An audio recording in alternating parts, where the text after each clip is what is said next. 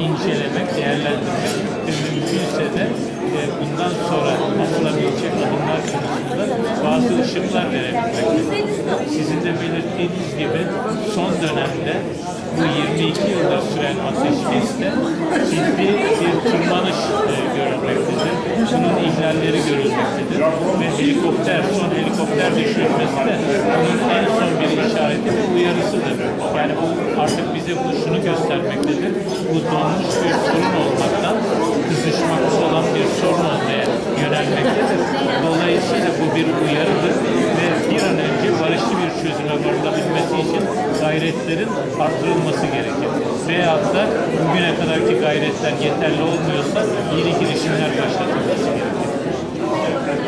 Ben teşekkür ederim.